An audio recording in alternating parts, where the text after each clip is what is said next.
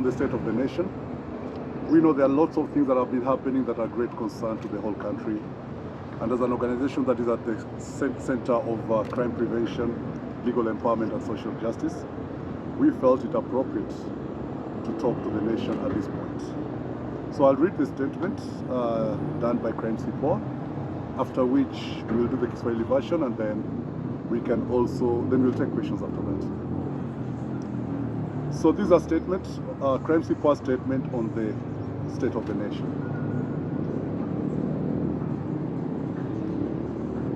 The reckless and shocking shooting of Boniface Kariuki yesterday. A young and armed Kenyan who was simply selling masks to demonstrators is a worrying sign that there is a growing threat posed by some dangerous, trigger-happy, and rogue police officers within the Kenya Police Service. Thankfully, the power of social media once again came into play. Viral videos of the incident show that the victim did not pose any threat at all to the public or to the police, and that there was no attempt to arrest him, giving the perpetrator little chance of escape from an offense captured real time.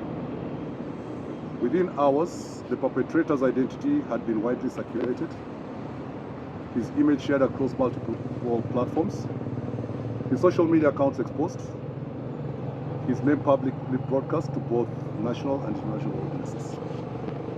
We want to commend the Inspector General of Police for ordering the immediate arrest and arraignment in court of the said rogue officer. This sense of urgency in accountability should be the norm in identifying, isolating, and prosecuting such crimes if the confidence of the public is to be restored in the law enforcement agencies. It is unfortunate that this latest incident happened in the background of demonstrations called to protest the recent death of teacher blogger Albert Ojwang in police custody. The demonstrations called yesterday were once again taken over by a coordinated group of armed and violent youth who went on a spree of robbery and assault in the central business district of Nairobi, often in full view of, or even accompanied, or seemingly accompanied by armed police officers. This alarming situation prompted the Senate Majority Whip, Dr. Boniface, to post on his X account a video showing what I've just talked about with the comments, which I'll quote, "How low have we sunk? The Kenyan police escorting goons armed with crude weapons." Crime Support has consistently warned against the increasing mobilization of young people into gangs in different parts of the country. A situation that threatens the current and future stability of the nation as we head to the 2027 polls. None other than the CS Interior, Hon. Kipchumba Murkomen, is on record as alluding to politicians being the bankrollers of these criminal enterprises. Despite such loud pronouncements, no action has been taken to address the situation. We believe it is time to walk the talk and arrest all the godfathers of these gangs. One cheeky commentator was quick to point out that it's very ironical that Kenya has deployed the police to fight gangs in Haiti, while here in Nairobi, they were seen to be escorting gangs and even watching as crimes were being committed. We need to remind all and sundry that our Constitution upholds the principle of servant leadership, and it is on this basis that the police was changed from a force to a service answerable and accountable to the citizens of the great nation of Kenya. We seem to be fast digressing from these standards. Our law enforcement agencies risk losing the trust of the people they serve. Sadly, we are also witnessing an increase of attacks against law enforcement in the course of their work. All these recent happenings have cast a dark shadow over law enforcement and calls for resolute leadership. As a nation founded and guided by the rule of law, we must all Kenyans, strive towards building a safe and crime-free nation for all. We each have a role to play, but that role cannot be played in the absence of trust between law enforcement and the public. Despite the safeguards underpinned by Articles 25 and 29 C2F of the Constitution, many Kenyans have complained of being subjected to violence, torture, inhumane and degrading treatment while in the hands of certain law enforcement officers. Many more have also complained of their rights as arrested persons under Article 49 of the Constitution being routinely abrogated at the report desks of police stations. The Inspector General of Police and the National Police Service must therefore take firm and decisive action to restore discipline within the service. Corruption and impunity at all levels must be firmly addressed, and all officers found culpable must be held accountable and removed from the system. The protection of human rights, including those of suspects, must remain non-negotiable principle of policy. Crime Report calls for thorough investigation and prosecution of all those culpable, including the goons that we saw harassing, robbing, attacking innocent civilians. And we also want to let Kenyans know that there's a very wonderful agency called the Witness Protection Agency, which we call upon today to step up and assure willing but scared witnesses of their safety so that they can give evidence in court. Let justice be our shield and defender. Na jamii kuhusu masala ya usalama, kuwaelimisha katika mambo ya usalama, kuzuia uhalifu, kuwafundisha mambo za sheria. Imeona tukio inaendelea katika nchi yetu na ni vyema tukapate kuongea na kila mtu. Kwa kuwa tumeona usalama wa nchi na hata uwiano uko katika hatari. Na tusipofanya jambo kama nchi siku ya leo, badala kutupa lawama na kulaumiana, tusipofanya jambo kama taifa siku ya leo, nchi yetu iende ikaangamia. Ni wakati umefika ama umewadia ya kurejesha mfumo wa sheria, utawala wa sheria. Sio utawala wa yale mambo tuliyaona jana, mahooligans ama magunzo wameletwa, hatujui nani amewaleta, ndiposa tunasema ni vyema wale wote walitekeleza yale mambo yalitekelezwa jana wakapate kuletwa katika chini ya sheria. So kuna mambo tumeona yakiendelea, kuna mambo magenge tumeona yakija katika spaces zetu. Tumeona askari wanatumia nguvu zao zisizo zaidi ya kiwango ile sheria imewaruhusu. Kwa hivyo nataka kusema jambo moja kama kundi inayofanya na vijana, na pia kundi inapenda sana nchi kuwe katika hali ya amani na katika hali ya maendeleo watu wanapokuwa katika amani. Umewadia wakati wa kuhakikisha kuwa Kenya inaongozwa katika sheria. Na kila mtu, wale wako katika washikadau, wako katika upande wa usalama na hata raia, sisi wote ni vyema tukapate kufuata haki na sheria vile katiba imetulinda nayo.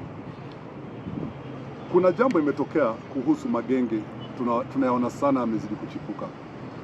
Na tumesema leo ya kuwa kuna wakati CS wa Interior, Mheshimiwa Kipchumba Murkomen, alisema ya kuwa haya magenge yanaongozwa na wanasiasa. Tunaomba siku ya leo ya kuwa hatua ichukuliwe, sio tu kwa magenge yale yako Nairobi, manake Kenya mzima. Juzi tulikuwa Nakuru, tumeona yale mambo yalifanyika London, tumeona Kisumu, tumeona Kakamega, tumeona Vihiga, tumeona Mombasa. Kama waziri husika ashasema ya kuwa inajulikana ni nani wanasponsor ya magenge, sisi tunasema basi Wakenya wataki magenge, Wakenya wataka amani. Tumetuma askari wetu Haiti kupigana na magenge. Haiwezi kawa tukiwa Kenya tunaona magenge wakitawala. Kwa hivyo tunaomba kama Crime Report, tunaomba serikali siku ya leo, na tunahimiza waziri na mkuu wa usalama, idara yote ya usalama, wachukue hatua ya dharura ya haraka kudhibitisha hali ya mambo ya magenge katika umma. Manake inaleta tishio tunapoelekea katika elections zile za 2027. Ukweli ni ya kuwa watu wameweza kumobilize, watu wa siasa wameweza kumobilize, na kama kila mwanasiasa atakuwa na genge yake, basi hatutakuwa na nchi. Kwa hivyo ni vyema Wakenya wakae katika usalama bila uoga, wapate kufanya kazi zao, na wale walifanya mambo yale yalifanyika jana wakavunja sheria, tumesema kila mmoja wao waadhibiwe na sheria. Police misconduct, what legal education Yeah, so today one of the things we want to tell Kenyans as well, there are very many nice laws that have been passed, but we don't know about them. And one of the key laws that I want every Kenyan to look into is the Persons Deprived of Liberty Act 2014. Persons Deprived of Liberty Act 2014 underpins Article 29 of the Constitution of the rights of arrested person and also Article 49 of the rights of arrested person na haki zako unaposhikwa. So hii sheria inakuambia askari akikupiga, hii sheria ilipitishwa na bunge letu, uko na haki ya kumpeleka kotini na kumshtaki kama mtu binafsi. Kwa hivyo hizo video mnaokota mnasema huyu askari alipiga huyu, uko na haki. Article 22 ya Constitution imeruhusu uende mahakamani wewe kama raia, na kama hujui kuandika hiyo petition, kuna mawakili crime support tunafundisha watu mambo ya sheria, na kuna mawakili wako tayari kusaidia Mkenya wowote anaona haki yake imedhulumiwa. Badala ya kurusha mawe, tumie sheria, manake hiyo sheria imekulinda. Huyo mtu akiadhibiwa atapigwa faini na wewe pia utapata ridhaa. Kwa hivyo nataka Wakenya wapate kujua ya kuwa katika crime support jambo moja tumeweka mbele sana ni kuekimisha watu mambo ya sheria. So we want every Kenyan to know the law. Once you know the law, you'll know how powerful the law is against that oppression or against that abuse that you're talking about. We use the law, we don't use force, we don't use stones. That law is so powerful. If we get 10 or 20 of those law breakers, whoever they are, kila saa wanashinda kotini wakijibu kesi zao, hamtaona hii tabia ikiendelea. Kwa hivyo nataka kuwahimiza Wakenya wote. Tuna mafunzo yanaitwa sheria mashinani, tunafundisha paralegals Kenya mzima. Saa hizi juzi tumefanya Nakuru. Jaribu tu ile sheria kidogo utapata kujua, ukapate kusoma, itakusaidia.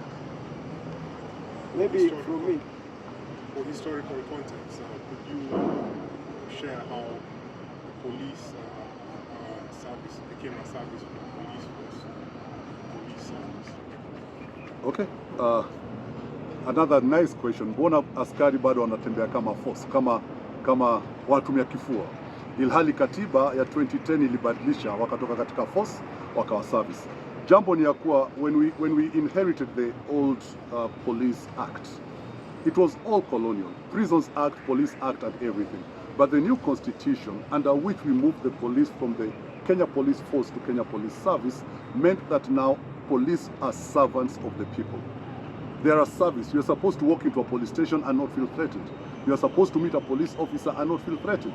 That's why they are being told, if you arrest me, you're supposed to tell that citizen of their rights. You're supposed to tell them they have a right to an advocate, they have a right to call the person next of kin. They have all those rights, and they have a right which is not limited of freedom from torture, inhumane and degrading punishment. That cannot be limited. So no one has an excuse. And I just want to tell the people, the law enforcement agencies who take the law into their hands, there is no law that will protect you. Your bosses watawawacha hapo, utabeba mzigo peke yako. So as I've seen many parliamentarians and leaders saying, just follow lawful orders, do the right thing. But if it's something unlawful, you'll be charged as an individual. It's about individual culpability when you commit a crime. There is no day utaona Kenya Police Service imeshtakiwa kwa doka. Lakini yule askari mmoja kama yule alifanya kitendo jana na IG amesema anapelekwa mahakamani, ataenda peke yake. So let's know that we move from a force to a service. The same time we are saying even for the country and watu wote wale wako pale nje. Je, unapomrushia yule askari mawe, unapompiga na hiyo jiwe, anahisi vipi? So violence begets violence. Let's not be violent as well. That's why I'm saying let's use the law. Let's use the law that has given us so much power that if our rights are abrogated, we can get redress. And you'll be paid compensation. There's a lot of money that will be paid for your rights having been violated. Crime Support believes in a crime-free society. So we believe in the sanctity of life. Article 26 of the Constitution talks about the right to life. Even though it's qualified to the extent that if there's a given law that provides for that life being taken, it can only be taken by law. So if there's a crime that provides for the death penalty, it's the courts that can give that sentence of death, not an individual. No individual has been given the power to say who and who should live and who should die. So that's why we are talking about restoring and entrenching the rule of law. So kila mtu apate kujua ya kuwa you have a right to life. That other person also has a right to life. Under what circumstance is the law enforcement agencies allowed to use firearms in protection of life and property? To what extent can they use it? That is also provided for under law. But the only person who can sentence you or decide on whether you live or, suffer that fate are the courts. So let everyone do their part. Crime Support, what we do is to teach people the law. In the different forums, number one, we do legal training, both in prison and out of prison and in the communities. We have weekly awareness sessions where we are teaching people the law, and we are going to entrench it even more because our desire is that everyone knows the law. That is a basic thing. When we have everyone in Kenya knowing the law, we'll be having very few of these, these skirmishes that we're having. Because you know when to stop and what to follow and how to follow it. So we want to teach people pathways through which you can pursue your rights without resorting to violence. You can pursue your economic gain without resorting to crime. Unapoenda town kama jana, unavunja duka mtu, umechukua laptops umeenda nazo. Huyo mtu maisha yake yote, that is where his life, that's where it is. How do you expect that person to feel? How do you expect that person to live? I can tell you for free, kuna watu watashikwa na hizo vitu. Wataenda korokoroni, wataumia, na wataanza kujuta mbona walifanya hiyo jambo. So what we tell people at Crime Support, don't commit a crime. Whether you are a citizen, whether you are a law enforcement officer, any crime, be it gender-based violence, be it riots, whatever it is, do everything as per law provided. Right thing, we give the youth a platform, but we are not just youth-centric. We are also the entire spectrum. We want to see how each person can feed into another. So the voices that you say you speak according to what the law and your constitution allows you to. How do you reach Crime Support? Crime Support is online. You can engage with Crime Support in the social media spaces. You can create content as a Kenyan around crime prevention. You can create content on law enforcement, on law legal awareness. You can create content on social justice. Just share it. Crime Support, by the way, is not just a brand. It's a lifestyle. So just live it. I mean, I don't think any of us would say Crime Support in whichever situation. So we picked that because it was a tag coined by the community, by young people. They just want to say crime is not cool. So tukisema Crime Support tumaanishe. Tuseme Crime Support lakini kipata mtu akinyongwa pale mimi ndo nachukua simu na ninunua simu ya wizi naenda kufanya mambo zangu naye. Let us mean it, because Kenya is a good country and we need to strengthen it, not lose it.